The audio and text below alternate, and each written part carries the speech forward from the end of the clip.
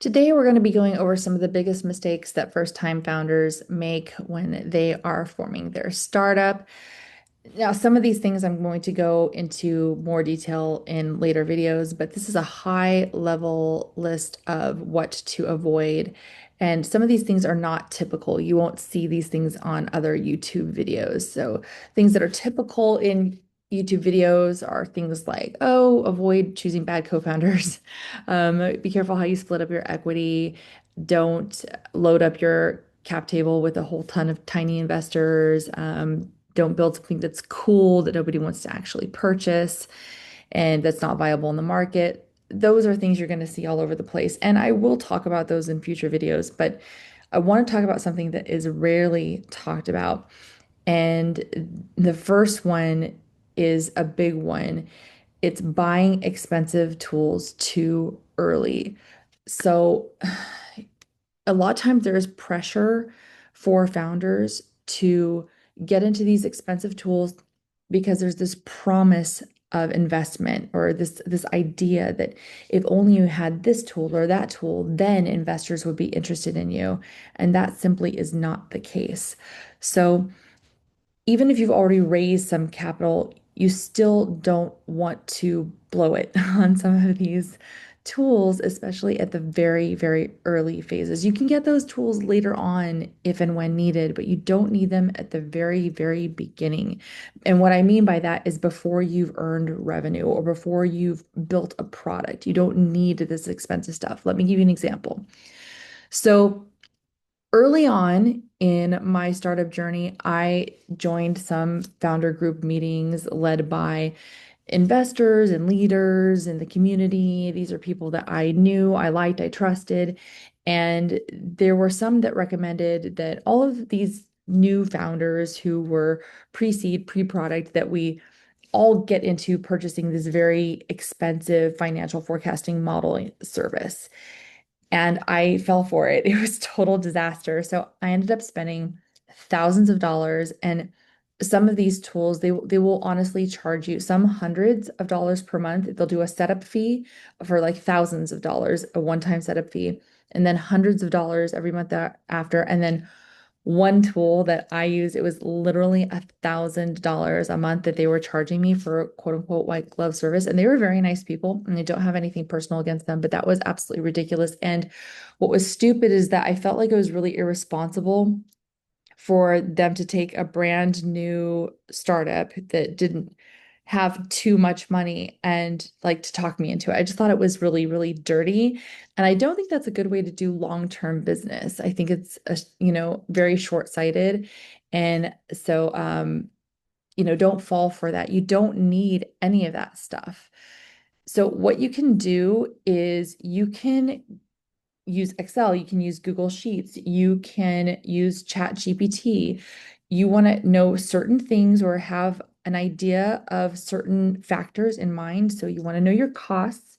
And if you don't know quite yet, because you're still at the very beginning, you're trying to figure this out, just like Google it or GPT. Try to get an idea of how much your manufacturing costs are if you are doing CPG or if you are doing, like any sort of food. You can know what those things cost.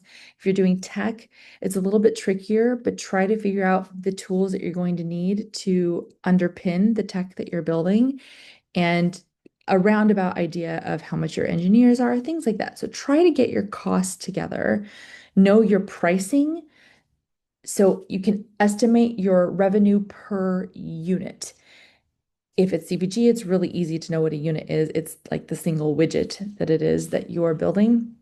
If it's food, figure out what that is. Is it a single cupcake? Is it a six pack like of cupcakes, or is it a bottle of wine? Is it, what is it? Figure it out. Um, if you are building tech, then your per unit price is going to be, you have to think about your business model, how you're going to be making money from whom, who are you going to be charging for what? What is that service? So is it a monthly service? Then that might be one single unit. And you have to just figure out, define that for yourself. And you can put that in your spreadsheet. Make a reasonable projection of the number of customers that you're going to start with. and growth. If you don't know what reasonable growth is, honestly, just ask the internet. It's really great. You don't have to be perfect.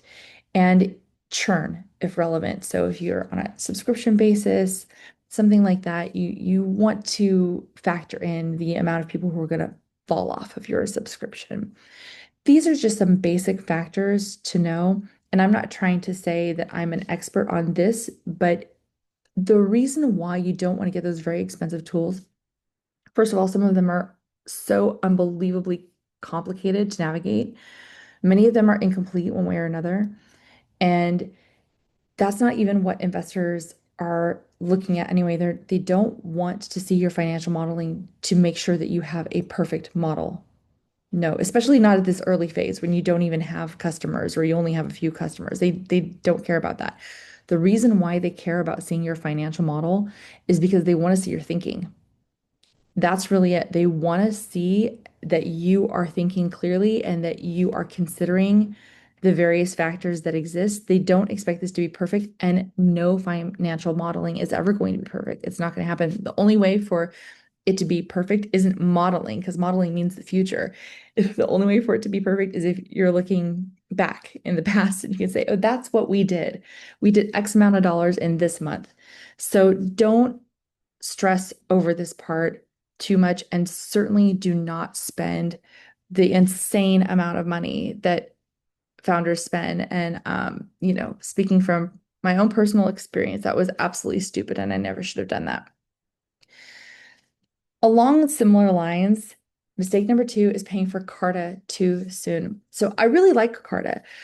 Carta is it's, I don't know how they would define themselves, but I think about them as a cap table management system. And when you have any investor, no matter how small, then you have a cap table, basically line items showing who has invested, how much money they have invested, how many shares they have, if and sometimes shares haven't even converted yet, if applicable, the kind of instrument that you have. So is it common stock? Do they have some sort of like priority stock? What is it that is going along with each investor? What are the terms? And so you have these line items, and that's all considered collectively a cap table. Carta is really great for managing your cap table. It is the industry standard. There are other players that are trying to come along, but nobody is quite as good as Carta. But Carta is expensive as all hell, and there's no reason for you to get Carta right at the beginning. There just isn't. So you could consider putting everything in an Excel spreadsheet.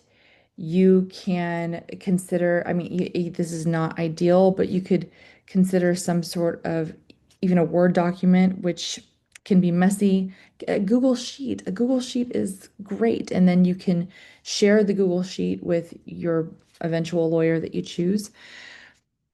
At some point, you will have to get Carta or something very similar if you don't want to get Carta itself, and if you have any investors. And that's because if you go up the ladder on investors, so you have your lowest level is like yourself, then you have friends and family.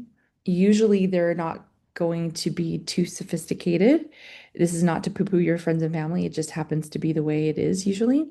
Then the next level up are individual investors that are outside of your friends and family, but they're not quite angel investors, meaning they're not part of angel groups. They're not as, dare I say, picky? Gosh, that sounds so bad, but they aren't. They like you. You've met them, and there's like a gut feeling, and they sort of go with you. Then you have angel investors.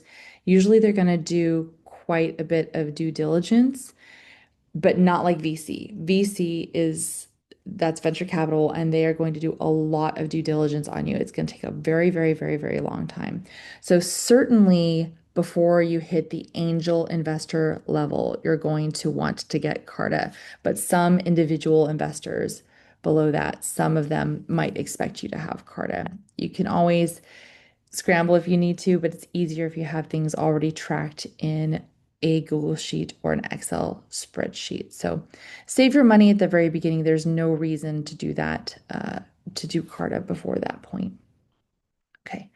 Mistake number three is rushing to deploy friends and family funds. I will be doing another separate video about friends and family, a friends and family round, how I did it, how I raised a friends and family round, how you can raise a friends and family round, even if you don't feel like it's possible, if you don't feel like you have friends or family who could even invest in you, there are still ways to do this, I promise you. But I thought that once I started getting money, like, oh shoot, I better start putting it to work right away because I don't want to delay building. I don't want to delay doing what I can to get a return on investment sooner rather than later, which is absolutely ridiculous. Nobody's expecting that when they invest that in 6 months they're going to get ROI. That's not realistic. So don't deploy those funds. You need to set up a bank account, have that ready to go, keep the funds in the bank account, and do everything else. Get your team ready. Make sure that if you're CPG, you have your manufacturer in place. Make sure that if you're tech, you've got your agency in place or you've got your own internal team in place. Do what you need to do to make sure that everything's ready to go. And when you are certain that you've got the right team, I cannot stress this enough. I'm going to beat this to death because your team is so important. And if you got the wrong team, they're going to be going down the wrong track and you're going to be throwing just a ton of money down this horrible path, never to be seen again. And you might have to start from scratch.